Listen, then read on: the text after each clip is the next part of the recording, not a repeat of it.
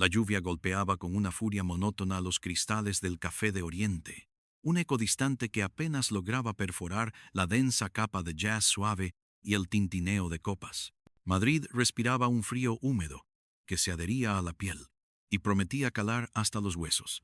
Elías, un hombre de hombros encorvados y mirada perpetuamente cansada, sorbía su café con leche. El calor, una burda mentira contra la desazón que lo carcomía. Sus dedos largos y nerviosos trazaban patrones invisibles sobre la mesa de mármol. No era un hombre de confrontaciones físicas. Su campo de batalla era el intangible mundo de los datos, el flujo incesante de información que se movía como un río subterráneo bajo la ciudad dormida. Su don, su maldición, era ver los patrones, las anomalías, las grietas por donde el sistema respiraba y, a veces, sangraba. Había sido una semana de llamadas crípticas, de mensajes encriptados que hablaban de una oportunidad, una que prometía sacar el cuello del dogal que la deuda le había puesto. Un trabajo limpio, decían, discreto, demasiado bueno para ser verdad, se decía, pero la desesperación es una amante convincente. Y ahora, aquí estaba, en la Plaza de Oriente, observando la imponente silueta del Palacio Real, mientras esperaba a un hombre que solo conocía por un seudónimo, el sastre. La ironía no se le escapaba. Un sastre que cortaba trajes a medida para aquellos que buscaban encajar en los rincones más oscuros de la sociedad. La puerta del café se abrió de nuevo, y una ráfaga de aire frío y humedad se coló, trayendo consigo el inconfundible aroma a asfalto mojado y un tenue rastro de tabaco. Un hombre alto, de unos 50 años, con una melena plateada peinada hacia atrás y unos ojos que brillaban con una astucia casi animal, escaneó la sala. Su abrigo oscuro, impecablemente cortado, lo hacía parecer una sombra elegante que cobraba vida. Elías supo al instante que era él. No había nada en su vestimenta que gritara criminal, pero la quietud tensa de su cuerpo, la forma en que su mirada se posaba en cada detalle, lo delataba. El sastre se dirigió directamente a su mesa, sin dudar. Su voz, cuando habló, era un susurro grave, melódico, casi hipnótico, apenas audible sobre el jazz. Elías, supongo. Soy Vargas. No el sastre. Un escalofrío le recorrió la espalda. Los seudónimos en este mundo eran como las máscaras. A veces revelaban más que ocultaban. Vargas extendió una mano enguantada. El apretón fue firme, calculador. Vargas, repitió Elías, forzando una sonrisa. Un placer. Vargas no sonrió. Sus ojos, profundos y penetrantes, parecían desnudarlos, buscar hasta la última fibra de su ser. Dicen que eres bueno, que entiendes el flujo, que puedes hacer que lo invisible se haga aún más invisible. Elías asintió, la garganta seca. Sé moverme en las sombras digitales, hacer que el dinero baile al compás que yo le marque. Era la verdad, y lo había perfeccionado en años de trabajos grises, legales, pero siempre al borde de la ética. Nunca había cruzado la línea, no del todo, hasta ahora. Vargas se reclinó en la silla, observando la lluvia a través del ventanal.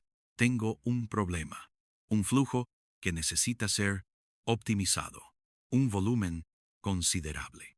Necesitamos discreción, eficiencia y, sobre todo, silencio. ¿Puedes manejar eso? Elías asintió de nuevo. Su mente ya estaba calculando, visualizando las redes, los cortafuegos, las cuentas fantasma. Sí, pero el precio. Vargas levantó una mano, deteniéndolo. El precio no será un problema.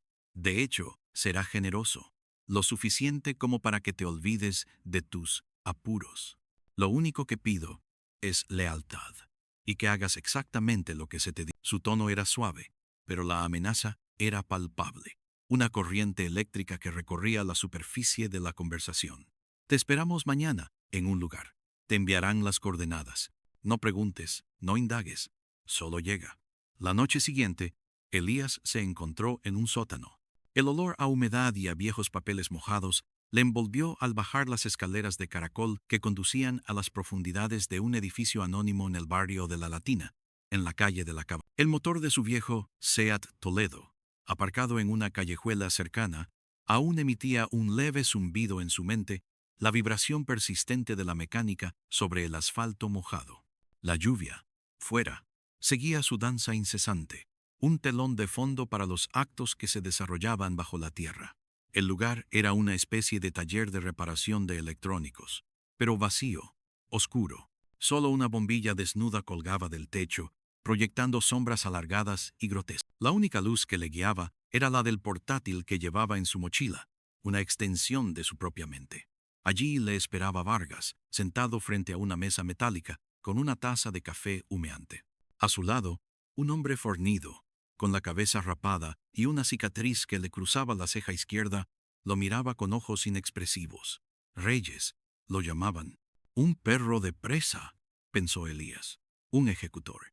La presencia de Reyes era una advertencia silenciosa, una declaración de intención. Bienvenido al laboratorio, dijo Vargas, con una sonrisa que no llegaba a sus ojos. Aquí es donde la magia ocurre, o, al menos, donde la hacemos posible. Sobre la mesa había 3 ordenadores portátiles, una maraña de cables y varias tarjetas SIM. La configuración parecía rudimentaria, pero Elías sabía que la verdadera complejidad residía en el software, en los algoritmos invisibles que se tejían en el ciberespacio. Vargas le dio un disco duro externo. Aquí tienes los primeros datos. Cantidades modestas. Por ahora, necesitamos que este dinero viaje de A a B, de B a C, de C a D, y que al final nadie sepa de dónde vino A. Elías conectó el disco duro. Cuentas bancarias offshore, criptomonedas recién compradas, transacciones en papel que se mezclaban con operaciones bursátiles legítimas. Un laberinto. Era la labor de un artista. Necesitaba crear un flujo tan complejo, tan lleno de recovecos y desvíos, que incluso un auditor forense se perdería en él. Pasó las siguientes horas inmerso, tecleando furiosamente, su mente nadando en un océano de números y códigos. La tensión en la habitación era palpable. Reyes de pie en una esquina, un vigilante silencioso, y Vargas observando cada uno de sus movimientos como un halcón. El humo de los cigarrillos de Vargas llenaba el aire, mezclándose con el olor a óxido y humedad. Cada clic, cada pulsación de tecla, resonaba en el silencio. Se sentía como un cirujano operando en un quirófano improvisado, sabiendo que un solo error podría ser fatal. Elías dejó el sótano al amanecer, con el cerebro ardiendo y los ojos secos. La lluvia había cesado, dejando un cielo gris y un aire lavado. Había cumplido. El dinero había comenzado su viaje fantasma. Vargas le entregó un sobregordo lleno de billetes. Elías los sintió en sus manos. Un peso tangible, una promesa cumplida. Con el dinero llegó también el peso de la culpa. Una pequeña pero insistente voz en su cabeza que le decía que había cruzado una línea. A los pocos días, la voz se intensificó. La cantidad de dinero que manejaba era astronómica. Las implicaciones eran aterradoras. Sabía que Vargas no era un simple sastre. Era un engranaje clave en una maquinaria mucho mayor, más siniestra. Una red que se extendía mucho más allá de las calles de Madrid. Fue entonces cuando la llamada llegó. Un número desconocido, encriptado. Una voz femenina, fría y autoritaria. Señor Elías, sabemos lo que está haciendo. Y también sabemos para quién trabaja. Le dieron una dirección, una cafetería, en la calle Mayor, cerca de la Plaza Mayor. No intente nada. No le servirá de nada. Queremos hablar. Elías se sintió caer en un abismo. Su juego había terminado antes de empezar. El encuentro fue tan discreto como el primero con Vargas. La mujer, de unos 40 años, con un traje sastre impecable y una mirada de acero, se presentó como la comisaria Elena Ríos. Se sentó frente a Elías, un vaso de agua mineral entre ellos, como una barrera invisible. Sabemos quién es Vargas, comenzó Ríos. Su voz baja, casi inaudible. Sabemos lo que hace. Y ahora, sabemos que usted le está ayudando a lavar millones. Dinero que viene de la droga, del tráfico de personas, de extorsiones. Un imperio de miseria. Elías quiso protestar, defenderse, pero las palabras se le atascaron en la garganta. Su mente, tan brillante en el mundo digital, era inútil en este. No le pedimos que hable, continuó Ríos, ignorando su silencio. Le pedimos que elija. Puede ir a la cárcel, y enfrentar años por complicidad en lavado de dinero, o puede ayudarnos a desmantelar esta red desde dentro. La elección, en el fondo, no era una elección. Era una sentencia disfrazada de oportunidad. Convertirse en topo, en traidor, en un hombre sin bando. No soy un policía, dijo Elías, su voz un murmullo roto. No esperamos que lo sea, replicó Ríos. Esperamos que use su habilidad para nosotros, para infiltrarse más profundamente, para darnos acceso, pruebas. Queremos al pez gordo y Vargas es solo una de sus aletas. Así empezó el doble juego. Elías se convirtió en un fantasma, navegando entre dos mundos. Para Vargas era el genio silencioso, el mago de los números que hacía desaparecer el dinero y lo hacía reaparecer, limpio, en cuentas insospechadas. Para Ríos era Códice, el infiltrado, la clave para desentrañar una red criminal que se extendía por todo el continente. Cada día era una cuerda floja. Cada línea de código que escribía, cada transacción que orquestaba, era un acto de traición. Sus noches eran insomnes, pobladas por los rostros de aquellos a quienes estaba ayudando, y por el recuerdo de la mirada implacable de Reyes. Aprendió a vivir con el miedo como una segunda piel, con la paranoia como un sexto sentido. La tensión se acumulaba en su pecho, un nudo apretado que le robaba el aliento. La red de Vargas se extendía, como un cáncer, por toda España y más allá. Elías se vio forzado a viajar, a reunirse con otros operadores en distintos puntos de la geografía, a configurar nuevas rutas de blanqueo. Una de esas rutas los llevó a Guadalajara, México. La distancia geográfica era un alivio, una forma de escapar, aunque fuera momentáneamente, de la presión constante de Madrid. El cambio de escenario fue abrupto, el contraste cultural chocante. De la sobria elegancia de Madrid, Elías se encontró en la vibrante y caótica Guadalajara. El aire era más denso, más cálido, y el sol, incluso en esta época del año, caía como un puño. Se alojó en un hotel boutique en la colonia americana, un barrio que mezclaba arquitectura de principios de siglo con murales callejeros vibrantes y una vida nocturna bulliciosa. Pero la belleza exterior era solo un velo. La misión era la misma: blanquear dinero, y esta vez a una escala aún mayor, con ramificaciones que conectaban a los cárteles mexicanos con las redes europeas. Vargas lo había enviado solo, una prueba de confianza o un movimiento calculador. Su contacto en Guadalajara era un hombre llamado El Gallo, un tipo corpulento, con joyas de oro y una risa estruendosa. Su base de operaciones era un club nocturno decadente en la avenida Chapultepec, llamado El Callejón. Elías recordaba el nombre por las historias de El Gallo, una especie de guarida donde se mezclaba la música estridente, el tequila y los negocios oscuros. En El Callejón, Elías se sumergió en una nueva capa de la red. Las transacciones eran más complejas. Involucraban un intrincado sistema de empresas fachada, inversiones en bienes raíces y el uso de criptomonedas para disfrazar el origen y el destino del dinero. Pasaba las noches en una pequeña oficina polvorienta en la trastienda del club, rodeado por el bajo constante que se filtraba a través de las paredes, el olor a cerveza derramada y el dulce y persistente aroma de la... Mientras trabajaba, su mente también procesaba los datos para la comisaria Ríos. En secreto, creaba un libro mayor digital, una base de datos encriptada que detallaba cada transacción, cada nombre, cada ruta. Era su póliza de seguro, y también la soga al cuello de Vargas y su gente. Recopiló pruebas de la conexión entre el cartel de Sinaloa y la red europea, el flujo de dinero, las fechas, las cantidades, los métodos. Una noche, mientras el Gallo estaba ocupado con sus socios en la planta principal, Elías se topó con un archivo en un servidor local que no debería haber existido. Era un registro de comunicaciones, no de Vargas, sino de alguien por encima de él. Mensajes cifrados entre Vargas y una figura aún más poderosa, uno de los peces gordos que Ríos buscaba.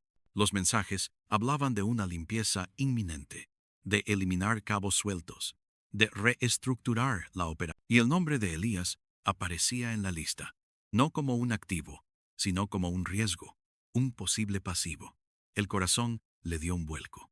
No solo estaba en peligro, sino que Vargas planeaba traicionar a los suyos, a la gente del cartel de Sinaloa, para asegurar su propio ascenso. Era un doble juego, dentro de otro doble juego. Elías no era el único traidor en la red, solo el más pequeño. En ese momento, supo que el tiempo se agotaba. Necesitaba salir de Guadalajara, entregar las pruebas a Ríos, antes de que lo convirtieran en uno de esos cabos sueltos. El plan de Vargas no solo lo pondría en la mira del cartel, sino que también lo expondría como informante de la policía, un enemigo de ambos bandos. Estaba solo, en un país extranjero, rodeado de depredadores. La siguiente semana fue un infierno. Elías no dormía. Sus ojos ardían por las pantallas, su cuerpo por el estrés. Sintió la presión, el aliento de Reyes en la nuca, aunque el ejecutor estuviera a miles de kilómetros. La mirada de El Gallo se volvió más suspicaz, sus risas más forzadas. Una noche, mientras salía del callejón, notó un coche oscuro aparcado un poco más allá de lo normal en la avenida Chapultepec. Las ventanas tintadas, la silueta inmóvil. Se movía con la cautela de un animal herido. Cada sombra, cada sonido, una amenaza. Finalmente, completó el dossier. Era un compendio devastador. Miles de líneas de código, transacciones, metadatos, grabaciones de comunicaciones encriptadas. Una bomba de relojería digital. Lo guardó en una memoria USB cifrada y se la tatuó mentalmente en el bolsillo interior de su chaqueta. Tenía que volver a España. Había concertado una reunión de emergencia con la comisaria Ríos en el puerto de Santa María, un lugar alejado de los focos de Madrid, un puerto en la bahía de Cádiz, conocido por sus bodegas y su ambiente marítimo. Era el lugar perfecto para un intercambio discreto, lejos de las miradas de los secuaces de Vargas. Le habían dado instrucciones precisas para un punto de encuentro en el muelle pesquero, cerca de los barcos de arrastre. El viaje de regreso fue una tortura. Cada aeropuerto, cada escala, cada cara, era una posible trampa. Se sentía como un objetivo marcado, con un blanco pintado en su espalda. Pero el impulso de sobrevivir, de poner fin a esta pesadilla, lo mantenía en pie. Llegó a Sevilla en un vuelo de madrugada. Desde allí, tomó un tren regional hacia el puerto de Santa María. La vista de los campos de girasoles y olivos, el cielo azul andaluz, deberían haber sido un alivio, pero solo aumentaron su sensación de se estaba moviendo hacia la confrontación final. El puerto de Santa María era un contraste total con la efervescencia de Guadalajara y la sobriedad de Madrid. Aquí, el aire salino se mezclaba con el olor a pescado y a vino de Jerez. Las casas blancas se alineaban en calles estrechas. El ritmo de vida era más lento, pausado. Pero para Elías, era solo el escenario de su clímax. Llegó a la estación de tren a la noche. Comisaria Ríos le había dado instrucciones para esperar un mensaje final con la hora exacta y el lugar preciso de la entrega. Se instaló en un pequeño hostal cerca del centro, en una callejuela empedrada, y trató de calmar sus nervios. La lluvia regresó al atardecer, suave al principio, luego incrementando su fuerza, golpeando las ventanas. Un eco de la primera noche en Madrid. La notificación llegó a su teléfono encriptado a las 11 de la noche. Muelle del Levante. Almacén 4. Media hora. Solo. Códice. Elías se puso su chaqueta. El peso de la memoria USB una carga en su bolsillo. Salió a la calle.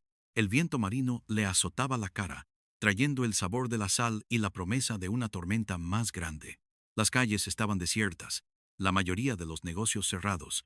Solo el débil parpadeo de una farola y el rugido del mar rompían el silencio.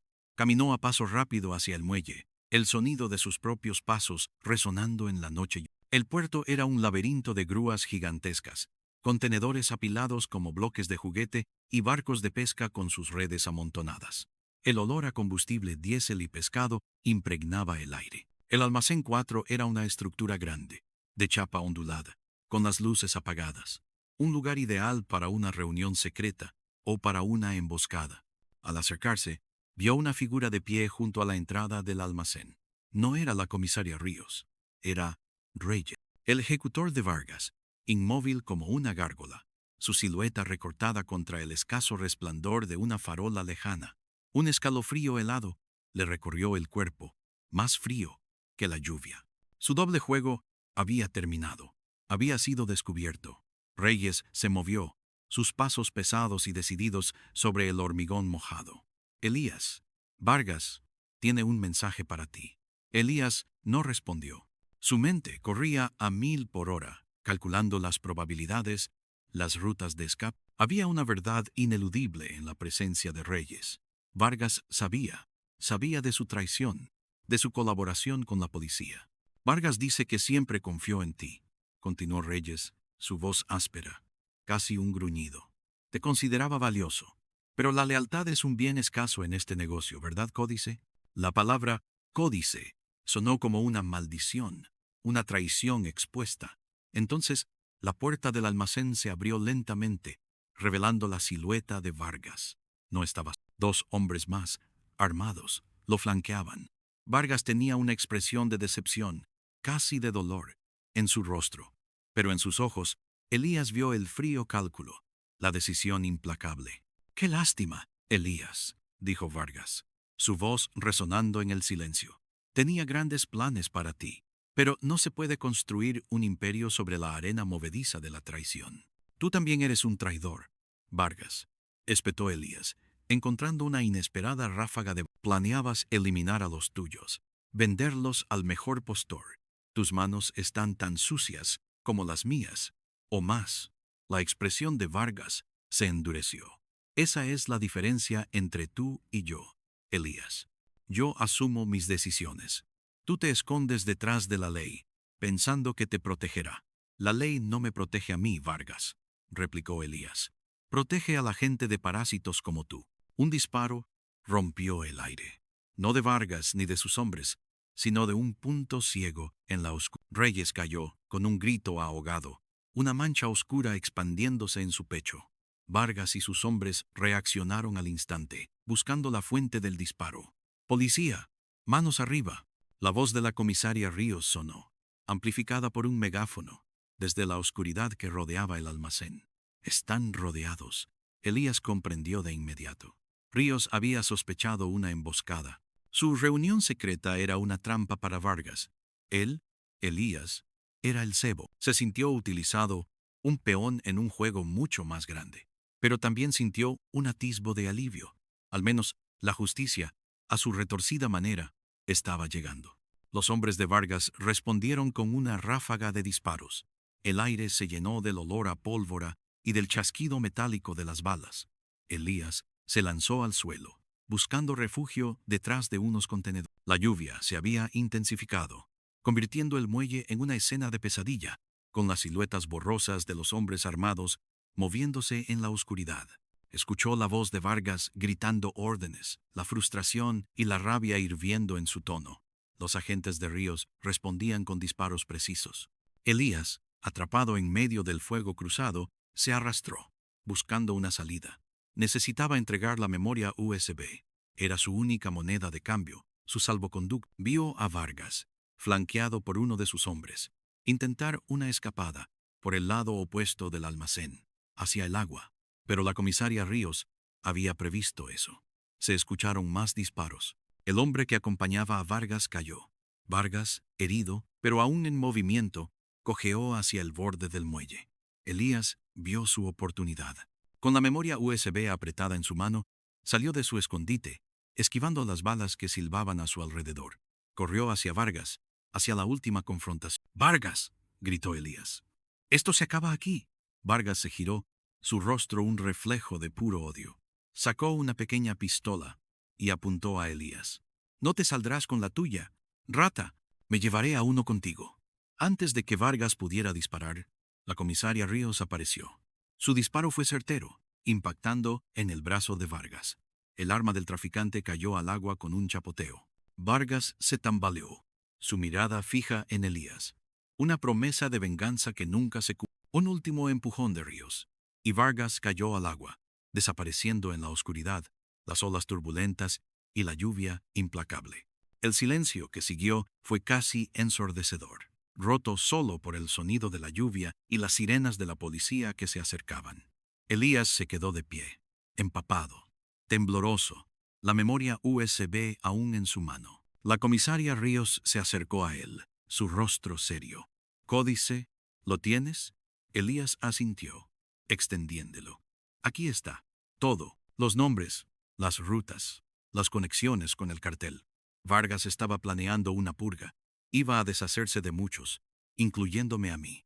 Ríos tomó la memoria USB, sus ojos escudriñando los de Elías. Buen trabajo, Elías. Te sacamos de esto. Cumpliste tu parte. Pero mientras lo decía, Elías no sentía alivio. La adrenalina se disipaba, dejando un vacío helado. Su cuerpo le dolía. Su mente estaba exhausta. Había sobrevivido. Había entregado la información. Vargas, o al menos su faceta visible, había sido neutralizado. Pero el precio era tangible, ineludible. Elías nunca volvió a ser el mismo. La comisaria Ríos cumplió su palabra. Lo sacaron de la red. Le dieron una nueva identidad, una pequeña suma de dinero para empezar de nuevo. Pero la nueva vida era una cáscara vacía. Se mudó a un pequeño pueblo costero en el norte de España, en Galicia, un lugar llamado Muxía, azotado por el viento y el Atlántico. La lluvia era una constante, el sonido de las olas, una banda sonora ininterrumpida. Vivía bajo el nombre de Alejandro, un programador informático que trabajaba a distancia. Pero las pesadillas eran constantes. Las caras de Vargas, de Reyes, de El Gallo, el olor a pólvora, el sonido de los disparos, el frío metal del arma de Vargas, apuntándole. No podía confiar en nadie. La paranoia se había arraigado tan profundamente que se había convertido en parte. Veía sombras en cada esquina, escuchaba susurros en el viento, interpretaba cada mirada ajena como un juicio o una amenaza. El mundo digital, que una vez fue su refugio, ahora era un campo de minas. Sabía demasiado. Sabía cómo se movía el dinero, cómo se ocultaban las identidades, cómo la oscuridad se tejía en la fibra de la sociedad. La relación con la comisaria Ríos se mantuvo estrictamente profesional, a través de canales cifrados. Le informó que la información de Elías había sido crucial. La red de Vargas se había desmantelado en gran parte, con arrestos en Madrid, Barcelona e incluso en Guadalajara, México. El cartel de Sinaloa había sufrido un golpe significativo, pero Ríos también le advirtió que el mundo criminal era como la hidra. Cortas una cabeza y dos más aparecen. Vargas era solo una pieza en un tablero interminable. Elías, o Alejandro, vivió con esa verdad. El precio de su supervivencia era una soledad absoluta, una desconfianza perpetua. Había perdido su identidad, su pasado, su inocencia. Sus manos, que antes solo manipulaban teclados, ahora parecían llevar el rastro invisible de la sangre. La paz que había buscado era una quimera. La lluvia en Muxía era su compañera constante, la salitre en el aire, el recordatorio de un puerto lejano, de una noche de balas y traición. Su mente, una vez un laberinto de lógica y código, se había convertido en una prisión de recuerdos y miedos. Se había salvado, sí, pero estaba para siempre. Y la cicatriz más profunda, la que nadie podía ver, era la de un hombre que había mirado demasiado de cerca al abismo, y el abismo le había devuelto la mirada, robándole el alma. Su vida se había convertido en un perpetuo anochecer de lluvia, donde el motor del coche, ahora lejano y olvidado, ya no prometía escape, sino solo el eco de lo que había perdido. El precio era la libertad de su propia mente, el sacrificio de su tranquilidad, y sabía, con una certeza fría y dolorosa, que esa cicatriz nunca, jamás, se curaría. Pasaron los meses, luego los años. Alejandro se convirtió en una figura silenciosa en Muxía, un rostro más entre los viejos marineros y los turistas ocasionales que buscaban la mística del fin del mundo. Su pequeña casa con vistas al mar era su fortaleza, su prisión. Se negaba a socializar, a establecer lazos. El riesgo era demasiado grande. Cualquier conexión, por mínima que fuera, podía ser una vulnerabilidad, un hilo que los cazadores de su pasado pudieran seguir. Su trabajo como programador independiente era su único puente con el mundo exterior. Programaba en silencio, resolviendo problemas complejos para empresas que nunca lo conocerían en persona. Paradójicamente, las habilidades que lo habían arrastrado al inframundo eran ahora su único medio de vida, y también el recordatorio constante de su pasado. Cada línea de código que escribía, cada sistema de seguridad que diseñaba, era una forma de expiar, de luchar contra la oscuridad que había ayudado a tejer. Una tarde de otoño, el viento aullaba como un lobo hambriento, y la lluvia, fina pero incesante, lo envolvía todo. Alejandro estaba sentado frente a su ordenador, la luz de la pantalla proyectando un brillo azulado sobre su rostro demacrado. Un correo electrónico llegó, sin remitente, sin asunto. Lo abrió con la precaución de quien desarma una bomba. Era una imagen, una fotografía granulada de un periódico local, de la sección de sucesos. La imagen mostraba una escena de un crimen en Madrid, en la calle de la Cava Baja, cerca del antiguo sótano donde había empezado todo. Un cuerpo cubierto con una lona. El titular era críptico: antiguo local de electrónica, escenario de ajuste de cuentas. Su corazón se encogió. ¿El sótano podría ser Vargas? ¿O alguien más de la red? La imagen era un fantasma de su pasado, un recordatorio de que la hidra, a pesar de los golpes, seguía viva, seguía matando. Y en el margen de la foto, un pequeño símbolo, dibujado a mano, un sastre. No era una amenaza directa, pero era un mensaje. Sabían dónde había comenzado su traición.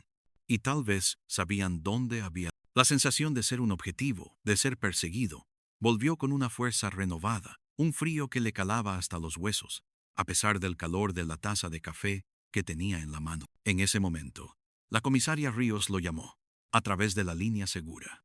Su voz, siempre fría y distante, sonaba ahora más grave. Elías, ¿recibiste el mensaje? Sí, dijo Alejandro. Su propia voz un hilo tensa. El sótano. El sastre.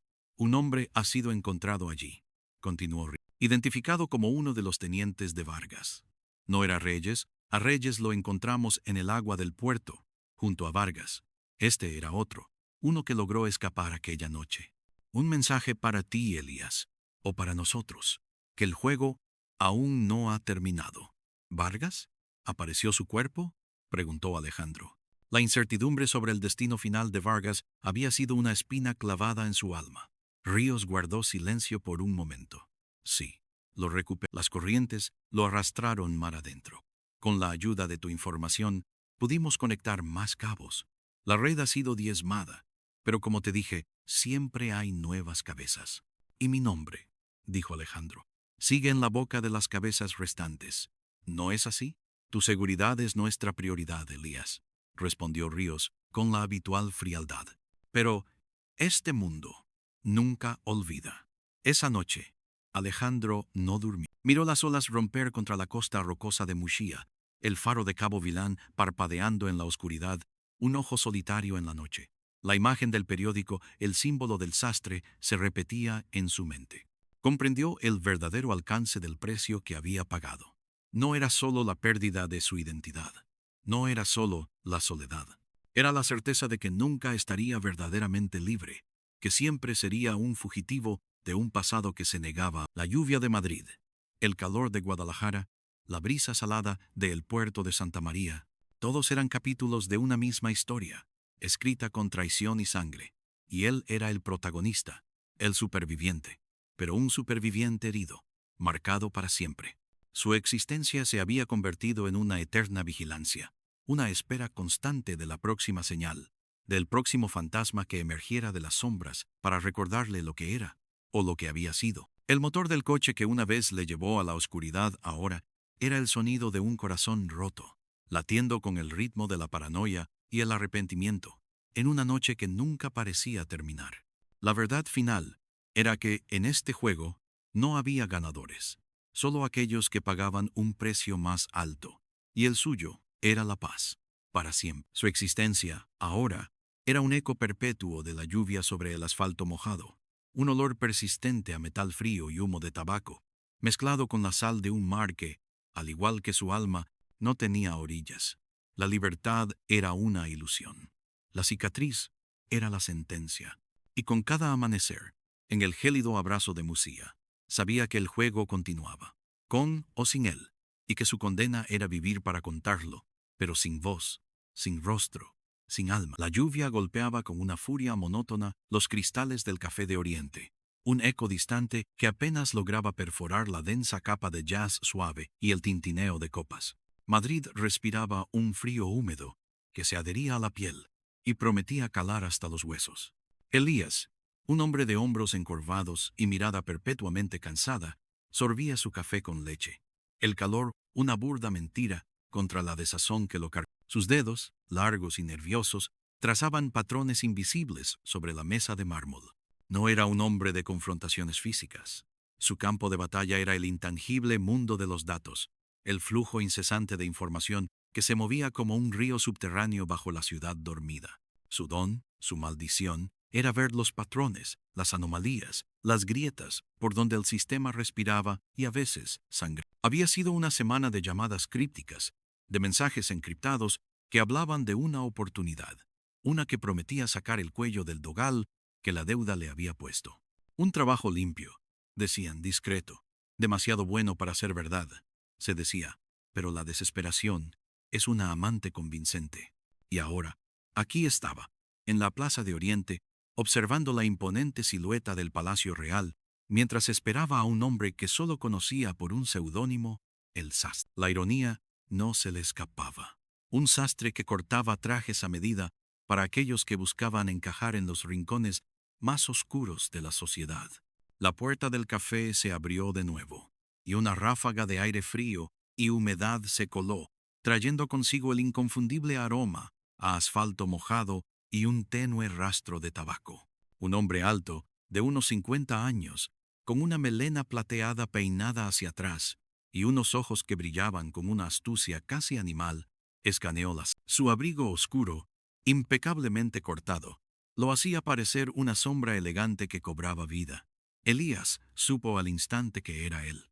No había nada en su vestimenta que gritara criminal, pero la quietud tensa de su cuerpo, la forma en que su mirada se posaba en cada detalle, lo delataba. El sastre se dirigió directamente a su mesa, sin dudar. Su voz, cuando habló, era un susurro grave, melódico, casi hipnótico, apenas audible sobre el jazz. Elías, supongo. Soy Vargas. No el sastre. Un escalofrío le recorrió la espalda. Los seudónimos en este mundo eran como las máscaras. A veces revelaban más que ocultaban. Vargas extendió una mano enguantada. El apretón fue firme, calculador, un preludio de la fuerza invisible que se escondía tras su fachada. Vargas, repitió Elías, forzando una sonrisa. Un placer. Sus palabras se sintieron huecas, un eco distante de la verdad que su instinto le gritaba. Vargas no sonrió. Sus ojos, profundos y penetrantes, parecían desnudarlos, buscar hasta la última fibra de su ser, escudriñando su alma en busca de debilidades. Dicen que eres bueno, que entiendes el flujo, que puedes hacer que lo invisible se haga aún más invisible. Sus palabras no eran un cumplido, sino una evaluación, una medida de su utilidad. Elías asintió, la garganta seca, la ansiedad un nudo apretado en su estómago. Sé moverme en las sombras digitales. Hacer que el dinero baile al compás que yo le marque. Era la verdad, y lo había perfeccionado en años de trabajos grises, legales, pero siempre al borde de la ética. Nunca había cruzado la línea, no del todo, hasta ahora. Las fronteras, pensó, siempre eran más difusas de lo que uno creía. Vargas se reclinó en la silla, observando la lluvia a través del ventanal como si buscara respuestas en las gotas que se estrellaban. Tengo un problema, un flujo que necesita ser optimizado, un volumen considerable. Necesitamos discreción, eficiencia y sobre todo silencio. ¿Puedes manejar eso? Su voz mantuvo su tono melódico, pero la implicación era clara. El silencio no era negociable. Elías asintió de nuevo. Su mente ya estaba calculando, visualizando las redes, los cortafuegos, las cuentas fantasma. El desafío técnico era inmenso, seductor en su complejidad. Sí, pero el precio. Vargas levantó una mano, deteniéndolo. El precio no será un problema. De hecho, será generoso. Lo suficiente como para que te olvides de tus apuros. Lo único que pido es lealtad, y que hagas exactamente lo que se te diga. Su tono era suave, pero la amenaza era palpable. Una corriente eléctrica que recorría la superficie de la conversación, prometiendo consecuencias terribles si se atrevía a desobedecer. Te esperamos mañana en un lugar. Te enviarán las coordenadas. No preguntes, no indagues. Solo llega. La orden era un lazo que se cerraba lentamente. La noche siguiente, Elías se encontró en un sótano. El olor a humedad y a viejos papeles mojados le envolvió al bajar las escaleras de caracol que conducían a las profundidades de un edificio anónimo en el barrio de La Latina, en la calle de la Cava Baja. El motor de su viejo Seat Toledo, aparcado en una callejuela cercana, aún emitía un leve zumbido en su mente. La vibración persistente de la mecánica sobre el asfalto mojado, la lluvia, fuera, seguía su danza incesante, un telón de fondo para los actos que se desarrollaban bajo la tierra. El lugar era una especie de taller de reparación de electrónicos, pero vacío, oscuro. Solo una bombilla desnuda colgaba del techo, proyectando sombras alargadas y grotescas que bailaban con cada movimiento. La única luz que le guiaba era la del portátil que llevaba en su mochila. Una extensión de su propia mano. Allí le esperaba Vargas, sentado frente a una mesa metálica, con una taza de café humeante. A su lado, un hombre fornido, con la cabeza rapada y una cicatriz que le cruzaba la ceja izquierda, lo miraba con ojos inexpresivos, vacíos de cualquier emoción. Reyes, lo llamaban. Un perro de presa, pensó Elías, un ejecutor silencioso y letal. La presencia de Reyes era una advertencia silenciosa, una declaración de intenciones más clara que cualquier. Bienvenido al laboratorio, dijo Vargas, con una sonrisa que no llegaba a sus ojos, una mueca más que una expresión de alegría. Aquí es donde la magia ocurre, o, al menos, donde la hacemos posible. Sobre la mesa había 3 ordenadores portátiles, una maraña de cables enredados como serpientes y varias tarjetas SIM. La configuración parecía rudimentaria, casi improvisada, pero Elías sabía que la verdadera complejidad residía en el software, en los algoritmos invisibles que se tejían en el ciberespacio, en las capas de cifrado y los saltos de IP que harían intransitable cualquier rastro. Vargas le dio un disco duro externo. Aquí tienes los primeros datos, cantidades modestas, por ahora. Necesitamos que este dinero viaje de A a B, de B a C, de C a D, y que al final nadie sepa de dónde vino A. Su voz era una orden, no una petición.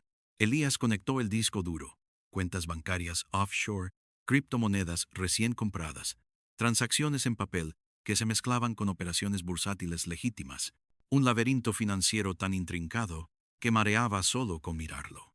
Era la labor de un artista, no de un simple técnico.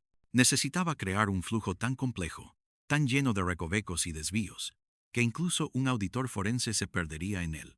Un rastro imposible. Pasó las siguientes horas inmerso, tecleando furiosamente, su mente nadando en un océano de números y códigos. Las líneas de código, una extensión de su propio pensamiento. La tensión en la habitación era palpable. Reyes de pie en una esquina, un vigilante silencioso cuya presencia se sentía como una presión física, y Vargas observando cada uno de sus movimientos como un halcón que no perdía de... El humo de los cigarrillos de Vargas llenaba el aire, mezclándose con el olor a óxido y humedad, creando una atmósfera irrespirable. Cada clic, cada pulsación de tecla, resonaba en el silencio pesado del sótano. Se sentía como un cirujano, operando en un quirófano improvisado, sabiendo que un solo error podría ser fatal, no solo para la operación, sino para él mismo. Elías dejó el sótano al amanecer, con el cerebro ardiendo y los ojos secos, la mente zumbando con el eco de los números y las rutas. La lluvia había cesado, dejando un cielo gris y un aire lavado que no lograba disipar la opresión en su pecho. Había cumplido. El dinero había comenzado su viaje fantasma, disuelto en el torrente digital. Vargas le entregó un sobregordo, lleno de billetes, un fajo de euros que era el peso de su complicidad. Elías lo sintió en sus manos, un peso tangible, una promesa cumplida. Pero con el dinero llegó también el peso de la culpa, una pequeña pero insistente voz en su cabeza que le decía que había cruzado una línea, una frontera, que no tenía vuelta atrás. A los pocos días, la voz se intensificó. La cantidad de dinero que manejaba era astronómica. Las implicaciones eran aterradoras. Sabía que Vargas no era un simple sastre. Era un engranaje clave en una maquinaria mucho mayor, más siniestra, con tentáculos que se extendían mucho más allá de las calles de Madrid, a través de continentes. Una red de miseria y violencia. Fue entonces cuando la llamada llegó, un número desconocido, encriptado, que parpadeaba ominosamente en la pantalla de su teléfono. Una voz femenina, fría y autoritaria, que parecía cortar el aire. Señor Elías, sabemos lo que está haciendo. Y también sabemos para quién trabaja. Le dieron una dirección, una cafetería discreta en la calle Mayor, cerca de la Plaza Mayor. No intente nada, no le servirá de nada. Queremos hablar. La orden no era una invitación, sino una citación. Elías se sintió caer en un abismo, un vacío frío y sin fin. Su juego había terminado antes de empezar. El encuentro fue tan discreto como el primero con Vargas. La mujer, de unos 40 años, con un traje sastre impecable y una mirada de acero que no mostraba compasión, se presentó como la comisaria Elena Ríos. Se sentó frente a Elías, un vaso de agua mineral entre ellos, como una barrera invisible que los separaba, a la vez que los conectaba. «Sabemos quién es Vargas», comenzó Ríos, su voz baja, casi inaudible en el bullicio de la cafetería, pero con una autoridad que no requería volumen. «Sabemos lo que hace. Sabemos que usted le está ayudando a lavar millones. Dinero que viene de la droga, del tráfico de personas, de extorsiones, un imperio de miseria». Sus palabras eran dagas que perforaban su conciencia. Elías quiso protestar, defenderse, explicar que se había visto forzado, pero las palabras se le atascaron en la garganta, un nudo de miedo y arrepentimiento. Su mente, tan brillante en el mundo digital, era inútil en este. No había código que pudiera sacarlo de esto. «No le pedimos que hable», continuó Ríos, ignorando su silencio, su incapacidad de respuesta. «Le pedimos que elija. Puede ir a la cárcel y enfrentar años por complicidad en lavado de dinero. O puede ayudarnos a desmantelar esta red desde dentro». Su oferta era un ultimátum, no una verdadera elección. La elección, en el fondo, no era una elección. Era una sentencia disfrazada de oportunidad, de una salida que solo lo hundiría más. Convertirse en topo, en traidor, en un hombre sin bando, atrapado entre dos fuegos. «No soy un policía», dijo Elías, su voz un murmullo roto, la desesperación palpable en cada sílaba. «No esperamos que lo sea», replicó Ríos, con un tono que no admitía réplicas. «Esperamos que use su habilidad para nosotros, para infiltrarse más profundamente, para darnos acceso, pruebas.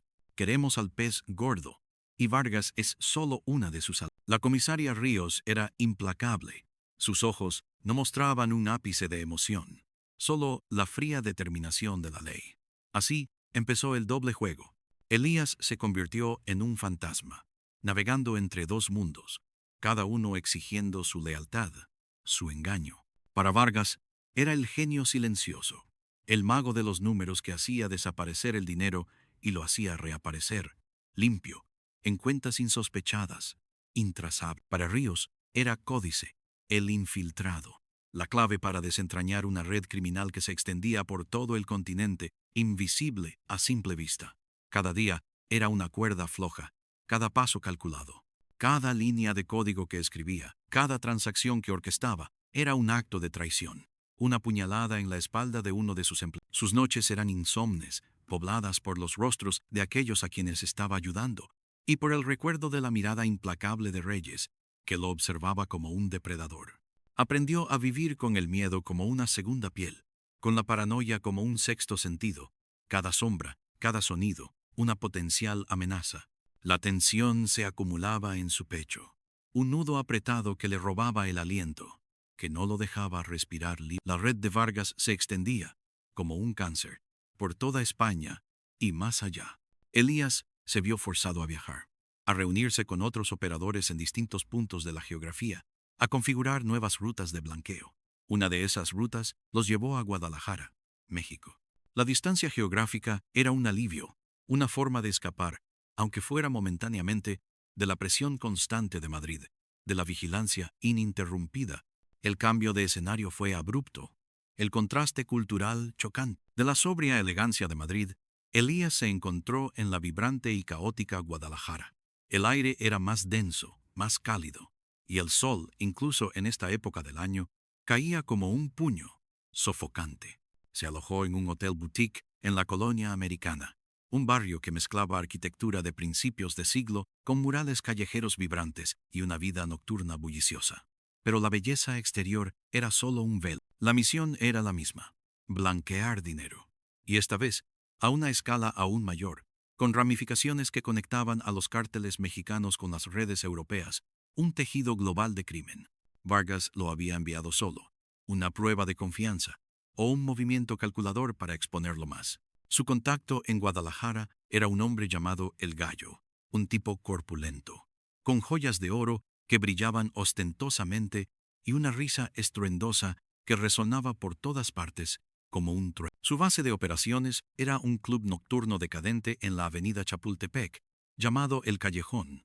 Elías recordaba el nombre por las historias de El Gallo, una especie de guarida donde se mezclaba la música estridente, el tequila y los negocios oscuros, un lugar donde las sombras eran más densas. En El Callejón, Elías se sumergió en una nueva capa de la red, aún más profunda, más peligrosa. Las transacciones eran más complejas. Involucraban un intrincado sistema de empresas fachada, inversiones en bienes raíces y el uso de criptomonedas para disfrazar el origen y el destino del dinero, creando un laberinto financiero casi indescifrable. Pasaba las noches en una pequeña oficina polvorienta en la trastienda del club, rodeado por el bajo constante que se filtraba a través de las paredes, el olor a cerveza derramada y el dulce y persistente aroma de la marihuana, una mezcla embriagadora y nauseabunda. Mientras trabajaba, su mente también procesaba los datos para la comisaria Ríos. En secreto, creaba un libro mayor digital, una base de datos encriptada que detallaba cada transacción, cada nombre, cada ruta, cada paso en el blanqueo. Era su póliza de seguro, y también la soga al cuello de Vargas y su gente, una cuerda que se apretaba lentamente. Recopiló pruebas de la conexión entre el cartel de Sinaloa y la red europea, el flujo de dinero, las fechas, las cantidades, los métodos, un expediente completo que prometía la caída de muchos. Una noche, mientras el Gallo estaba ocupado con sus socios en la planta principal, el bullicio de la música ahogando cualquier conversación, Elías se topó con un archivo en un servidor local que no debería haber existido. Era un registro de comunicaciones, no de Vargas, sino de alguien por encima de él, una voz aún más poderosa en la jerarquía criminal. Mensajes cifrados entre Vargas y una figura aún más poderosa, uno de los peces gordos que Ríos buscó. Los mensajes hablaban de una limpieza inminente, de eliminar cabos sueltos, de reestructurar la operación para eliminar cualquier rastro que pudiera llevar a ellos. Y el nombre de Elías aparecía en la lista, no como un activo, sino como un riesgo, un posible pasivo, alguien a quien eliminar. El corazón le dio un vuelco, un puñetazo en él. No solo estaba en peligro, sino que Vargas planeaba traicionar a los suyos, a la gente del cartel de Sinaloa, para asegurar su propio ascenso, su propia posición. Era un doble juego dentro de otro doble juego, un abismo de engaño. Elías no era el único traidor en la red, solo el más pequeño, el menos importante. En ese momento supo que el tiempo se agotó. Necesitaba salir de Guadalajara, entregar las pruebas a Ríos, antes de que lo convirtieran en uno de esos cabos sueltos, en una estadística más. El plan de Vargas no solo lo pondría en la mira del cartel, sino que también lo expondría como informante de la policía, un enemigo de ambos bandos, sin lugar donde esconderse. Estaba solo, en un país extranjero, rodeado de depredadores invisibles y muy reales. La siguiente semana fue un infierno. Elías no dormía. Cada minuto una tortura. Sus ojos ardían por las pantallas, su cuerpo por el estrés, tenso como una cuerda de violín. Sintió la presión, el aliento de Reyes en la nuca. Aunque el ejecutor estuviera a miles de kilómetros de distancia, su sombra se proyectaba sobre él. La mirada de El Gallo se volvió más suspicaz, sus risas más forzadas, con una nota de amenaza. Una noche, mientras salía de El Callejón, notó un coche oscuro aparcado un poco más allá de lo normal en la avenida Chapultepec, sus luces apagadas, una figura fantasmagórica, las ventanas tintadas, la silueta inmóvil. Se movía con la cautela de un animal herido, cada sombra, cada sonido, una amenaza inminente. Finalmente, completó el dossier. Era un compendio devastador, miles de líneas de código, transacciones, metadatos, grabaciones de comunicaciones encriptadas, una bomba de relojería digital, lista para explotar. Lo guardó en una memoria USB cifrada y se la tatuó mentalmente en el bolsillo interior de su chaqueta, el lugar más seguro, o al menos el que él consideraba seguro. Tenía que volver a España. Había concertado una reunión de emergencia con la comisaria Ríos en el puerto de Santa María, un lugar alejado de los focos de Madrid, un puerto en la bahía de Cádiz, conocido por sus bodegas y su ambiente marítimo, pero también por sus rincones oscuros. Era el lugar perfecto para un intercambio discreto, lejos de las miradas de los secuaces de Vargas. Le habían dado instrucciones precisas para un punto de encuentro en el muelle pesquero, cerca de los barcos de arrastre, donde el sonido del mar ahogaría cualquier conversación. El viaje de regreso fue una tortura. Cada aeropuerto, cada escala, cada cara, era una posible trampa, una emboscada disfrazada. Se sentía como un objetivo marcado, con un blanco pintado en su espalda, visible para cualquiera. Pero el impulso de sobrevivir, de poner fin a esta pesadilla, lo mantenía en pie, a duras penas. Llegó a Sevilla en un vuelo de madrugada. Desde allí, tomó un tren regional hacia el puerto de Santa María. La vista de los campos de girasoles y olivos, el cielo azul andaluz, deberían haber sido un alivio, una promesa de paz. Pero solo aumentaron su sensación de irreal. Se estaba moviendo hacia la confrontación final, el punto sin retorno. El puerto de Santa María era un contraste total con la efervescencia de Guadalajara y la sobriedad de Madrid. Aquí, el aire salino se mezclaba con el olor a pescado y a vino de Jerez, una mezcla embriagadora. Las casas blancas se alineaban en calles estrechas, el ritmo de vida era más lento, pausado, engañosamente tranquilo. Pero para Elías era solo el escenario de su clímax, la última estación de su vida. Llegó a la estación de tren al anochecer. La comisaria Ríos le había dado instrucciones para esperar un mensaje final con la hora exacta y el lugar preciso de la entrega. Se instaló en un pequeño hostal cerca del centro, en una callejuela empedrada, y trató de calmar sus nervios, aunque sabía que era una batalla perdida. La lluvia regresó al atardecer, suave al principio, luego incrementando su fuerza, golpeando las ventanas, un eco de la primera noche en Madrid, un presagio. La notificación llegó a su teléfono encriptado a las 11 de la noche. Muelle de Levante. Almacén 4. Media hora. Solo. Códice. La palabra solo resonó en su mente, un eco de su soledad. Elías se puso su chaqueta, el peso de la memoria USB, una carga en su bolsillo, un objeto insignificante con un peso abrumador. Salió a la calle. El viento marino le azotaba la cara, trayendo el sabor de la sal y la promesa de una tormenta más grande. No solo en las calles estaban desiertas, la mayoría de los negocios cerrados, un silencio ominoso.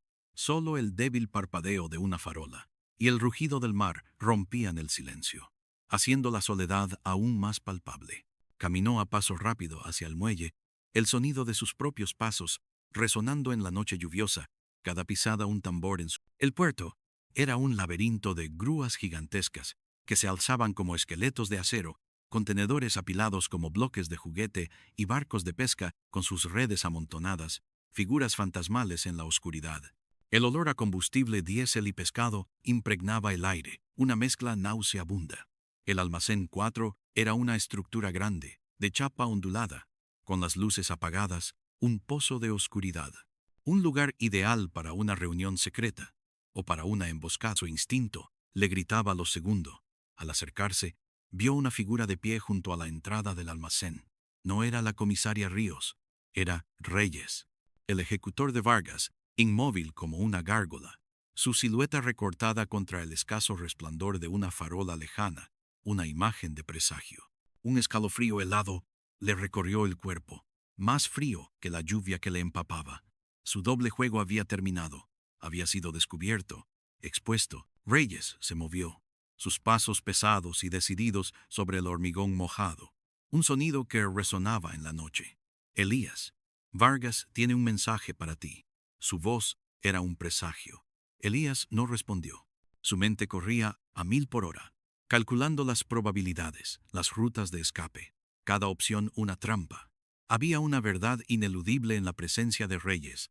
Vargas sabía de su traición, de su colaboración con la policía. Vargas dice que siempre confió en ti, continuó Reyes, su voz áspera, casi un gruñido, desprovista de emoción.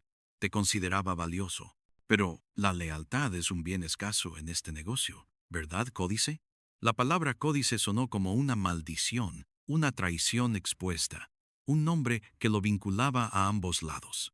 Entonces, la puerta del almacén se abrió lentamente, revelando la silueta de Vargas. No estaba solo. Dos hombres más, armados, lo flanqueaban. Sombras amenazantes. Vargas tenía una expresión de decepción, casi de dolor. En su rostro, un gesto teatral para Elías. Pero en sus ojos, Elías vio el frío cálculo, la decisión implacable, la muerte. «Qué lástima, Elías», dijo Vargas, su voz resonando en el silencio opresivo del muelle. «Tenía grandes planes para ti, pero no se puede construir un imperio sobre la arena movediza de la traición». Su tono era el de un maestro decepcionado. «Tú también eres un traidor, Vargas», espetó Elías, encontrando una inesperada ráfaga de valor, el miedo transformado en rabia. «Planeabas eliminar a los tuyos, venderlos al mejor postor. Tus manos están tan sucias como las mías, o más». Las palabras salieron con una fuerza que él mismo no esperaba. La expresión de Vargas se endureció. La máscara de decepción se desvaneció para revelar una ferocidad brutal. «Esa es la diferencia entre tú y yo, Elías. Yo asumo mis decisiones. Tú te escondes detrás de la ley, pensando que te protegerá». «La ley no me protege a mí, Vargas», replicó Elías. «Protege a la gente de parásitos como tú». Un disparo rompió el aire, un sonido seco que resonó en la noche. No de Vargas, ni de sus hombres, sino de un punto ciego en la oscuridad. Reyes cayó, con un grito ahogado, una mancha oscura expandiéndose en su pecho, su cuerpo desplomándose como un saco. Vargas y sus hombres reaccionaron al instante, buscando la fuente del disparo, la sorpresa en sus rostros. «Policía, manos arriba». La voz de la comisaria Ríos sonó, amplificada por un megáfono, desde la oscuridad que rodeaba el almacén, emergiendo como un espectro. «Están rodeados», Elías comprendió de inmediato. Ríos había sospechado una emboscada. Su reunión secreta era una trampa para Vargas, usando el cebo que era Elías.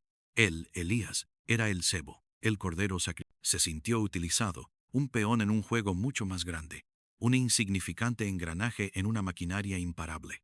Pero también sintió un atisbo de alivio. Al menos, la justicia, a su retorcida manera, estaba llegando. Los hombres de Vargas respondieron con una ráfaga de disparos, el sonido de la artillería en la noche lluviosa. El aire se llenó del olor a pólvora y del chasquido metálico de las balas que silbaban peligrosamente. Elías se lanzó al suelo, buscando refugio desesperadamente detrás de unos contenedores. Su cuerpo temblaba incontrolablemente. La lluvia se había intensificado, convirtiendo el muelle en una escena de pesadilla, con las siluetas borrosas de los hombres armados moviéndose en la oscuridad, como fantasmas en combate. Escuchó la voz de Vargas gritando órdenes, la frustración y la rabia hirviendo en su tono, su plan desmoronando. Los agentes de Ríos respondían con disparos precisos, acorralando a los hombres de Vargas. Elías, atrapado en medio del fuego cruzado, se arrastró, buscando una salida, una oportunidad para moverse. Necesitaba entregar la memoria USB. Era su única moneda de cambio, su salvoconducto a una incierta libertad. Vio a Vargas, flanqueado por uno de sus hombres, intentar una escapada por el lado opuesto del almacén hacia el agua, un último intento desesperado, pero la comisaria Ríos había previsto eso. Se escucharon más disparos. El hombre que acompañaba a Vargas cayó. Vargas, herido, pero aún en movimiento, cojeó hacia el borde del muelle, su silueta una sombra tambaleante. Elías vio su oportunidad. Con la memoria USB apretada en su mano, una carga simbólica y real, salió de su escondite, esquivando las balas que silbaban a su alrededor como avispas furiosas. Corrió hacia Vargas, hacia la última confrontación, la culminación de su pesadilla. «Vargas», gritó Elías, su voz ronca por el esfuerzo y el miedo. «Esto se acaba aquí». Vargas se giró, su rostro un reflejo de puro odio, desfigurado por el dolor y la furia. Sacó una pequeña pistola y apuntó a Elías, sus ojos inyectados en sangre. «No te saldrás con la tuya, rata. Me llevaré a uno contigo». Antes de que Vargas pudiera disparar, la comisaria Ríos apareció, su figura emergiendo de la oscuridad como una aparición. Su disparo fue certero, impactando en el brazo de Vargas, que soltó un grito de dolor. El arma del traficante cayó al agua con un chapoteo, el sonido ahogado por la lluvia. Vargas se tambaleó, su mirada fija en Elías, una promesa de venganza que nunca se cumpliría. Un último empujón de Ríos, y Vargas cayó al agua, desapareciendo en la oscuridad, las olas turbulentas y la lluvia implacable cerrándose sobre él, llevándose consigo la última amenaza. El silencio que siguió fue casi ensordecedor, roto solo por el sonido de la lluvia y las sirenas de la policía que se acercaban, anunciando el final de la batalla. Elías se quedó de pie, empapado, tembloroso, la memoria USB aún en su mano, el último testigo de su tormento. La comisaria Ríos se acercó a él, su rostro serio, inmutable. Códice. ¿Lo tienes? Elías asintió, extendiéndolo, el pequeño objeto brillando bajo la débil luz de una farola. Aquí está. Todo, los nombres, las rutas, las conexiones con el cartel. Vargas estaba planeando una purga. Iba a deshacerse de muchos, incluyéndome a mí. Ríos tomó la memoria USB, sus ojos escudriñando los de Elías, buscando la verdad en su mirada. Buen trabajo, Elías. Te sacamos de esto. Cumpliste tu parte. Pero mientras lo decía, Elías no sentía alivio. La adrenalina se disipaba, dejando un vacío helado en su interior. Su cuerpo le dolía. Su mente estaba exhausta, al borde del colapso. Había sobrevivido, había entregado la información. Vargas, o al menos su faceta visible, había sido neutralizado. Pero el precio era tangible, ineludible, una carga que llevaría consigo para siempre. Elías nunca volvió a ser el mismo. La comisaria Ríos cumplió su palabra. Lo sacaron de la red, le dieron una nueva identidad, una pequeña suma de dinero para empezar de nuevo. Pero la nueva vida era una cáscara vacía, desprovista. Se mudó a un pequeño pueblo costero en el norte de España, en Galicia, un lugar llamado Muxía, azotado por el viento y el Atlántico. La lluvia era una constante, el sonido de las olas, una banda sonora ininterrumpida que acompañaba su soledad. Vivía bajo el nombre de Alejandro, un programador informático que trabajaba a distancia, un fantasma en su nueva vida. Pero las pesadillas eran constantes. Las caras de Vargas, de Reyes, de El Gallo, el olor a pólvora, el sonido de los disparos, el frío metal del arma de Vargas apuntándole, cada detalle grabado a fuego en su mente. No podía confiar en nadie. La paranoia se había arraigado tan profundamente que se había convertido en parte de él. Veía sombras en cada esquina, escuchaba susurros en el viento, interpretaba cada mirada ajena como un juicio o una amenaza. El mundo digital, que una vez fue su refugio, ahora era un campo de minas, cada conexión un peligro potencial. Sabía demasiado. Sabía cómo se movía el dinero, cómo se ocultaban las identidades, cómo la oscuridad se tejía en la fibra de la sociedad. Una verdad que lo atormentaba. La relación con la comisaria Ríos se mantuvo estrictamente profesional, a través de canales cifrados, una comunicación sin emoción. Le informó que la información de Elías había sido crucial. La red de Vargas se había desmantelado en gran parte, con arrestos en Madrid, Barcelona e incluso en Guadalajara, México. El cartel de Sinaloa había sufrido un golpe significativo, pero Ríos también le advirtió que el mundo criminal era como la hidra. Cortas una cabeza, y dos más aparecen, más feroces, más astutas. Vargas era solo una pieza en un tablero interminable. Elías, o Alejandro, vivió con esa verdad, la amarga realidad de su nueva existencia. El precio de su supervivencia era una soledad absoluta, una desconfianza perpetua. Había perdido su identidad, su pasado, su inocencia. Sus manos, que antes solo manipulaban teclados, ahora parecían llevar el rastro invisible de la sangre. La paz que había buscado era una quimera, una ilusión que se desvanecía con cada amanecer. La lluvia en Muxía era su compañera constante, la salitre en el aire, el recordatorio de un puerto lejano, de una noche de balas y traición. Su mente, una vez un laberinto de lógica y código, se había convertido en una prisión de recuerdos y miedos.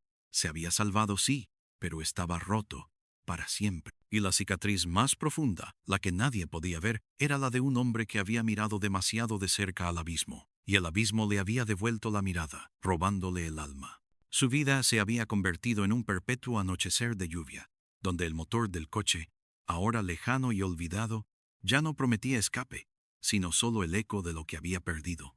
El precio era la libertad de su propia mente, el sacrificio de su tranquilidad. Y sabía, con una certeza fría y dolorosa, que esa cicatriz nunca, jamás se curaría.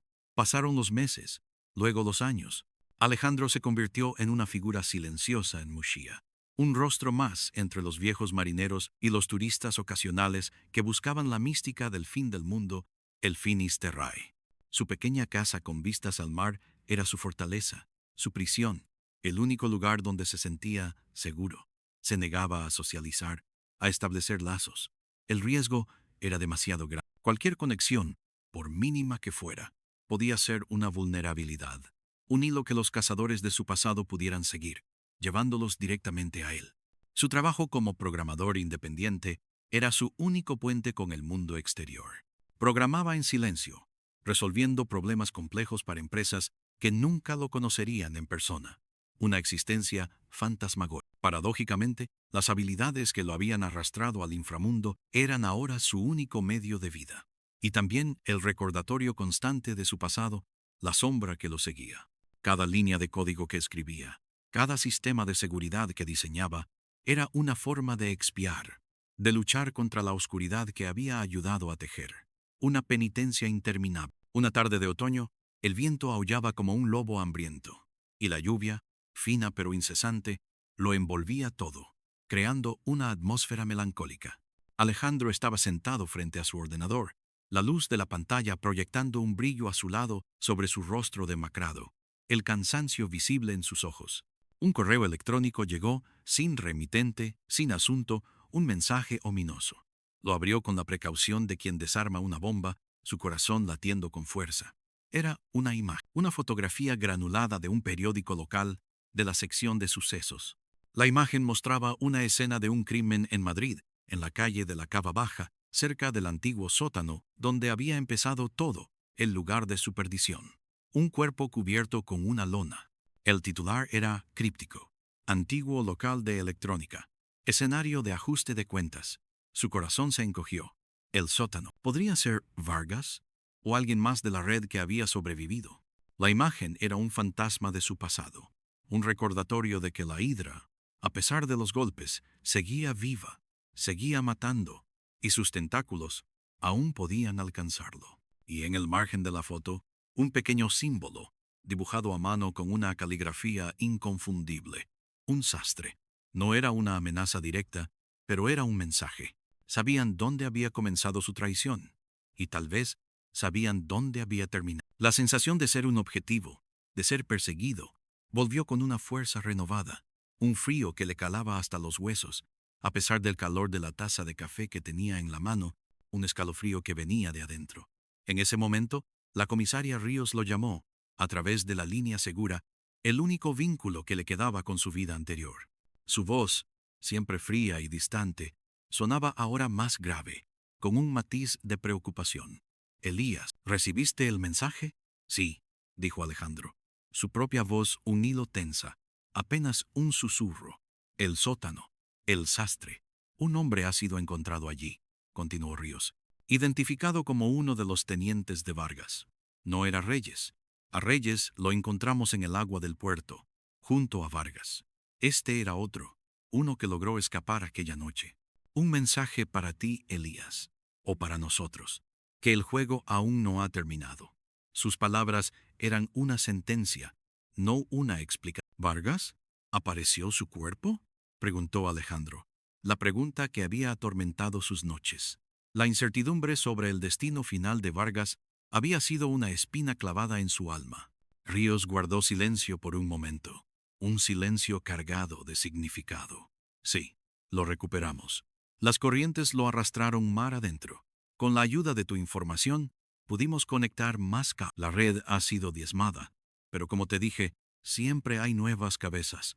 Siempre hay quienes buscan llenar el vacío. Y mi nombre, dijo Alejandro, con una amargura que se sentía en cada sílaba, sigue en la boca de las cabezas restantes. ¿No es así?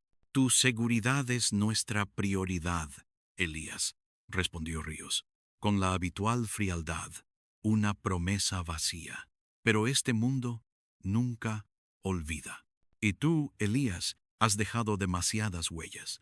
Esa noche, Alejandro no durmió. Miró las olas romper contra la costa rocosa de Musía, el faro de Cabo Vilán parpadeando en la oscuridad, un ojo solitario en la noche, su única compañía. La imagen del periódico, el símbolo del sastre, se repetía en su mente como una letanía. Comprendió el verdadero alcance del precio que había pagado. No era solo la pérdida de su identidad. No era solo la soledad. Era la certeza de que nunca estaría verdaderamente libre, que siempre sería un fugitivo de un pasado que se negaba a morir, que lo perseguiría hasta el último de sus días. La lluvia de Madrid, el calor de Guadalajara, la brisa salada del puerto de Santa María. Todos eran capítulos de una misma historia, escrita con traición y sangre, y él era el protagonista, el superviviente, pero un superviviente herido, marcado para siempre. Su existencia se había convertido en una eterna vigilancia, una espera constante de la próxima señal, del próximo fantasma que emergiera de las sombras para recordarle lo que era, o lo que había sido, un alma perdida. El motor del coche que una vez le llevó a la oscuridad ahora era el sonido de un corazón roto, latiendo con el ritmo de la paranoia y el arrepentimiento, en una noche que nunca parecía terminar. La verdad final era que, en este juego, no había ganado. Solo aquellos que pagaban un precio más alto, y el suyo era la paz, para siempre, arrancada de su interior. Su existencia, ahora, era un eco perpetuo de la lluvia sobre el asfalto mojado, un olor persistente a metal frío y humo de tabaco, mezclado con la sal de un mar que, al igual que su alma, no tenía orillas. La libertad era una ilusión. La cicatriz era la sentencia. Y con cada amanecer, en el gélido abrazo de Mushia, sabía que el juego continuaba, con o sin él, y que su condena era vivir para contarlo, pero sin voz, sin rostro, sin alma, un fantasma en el fin del mundo.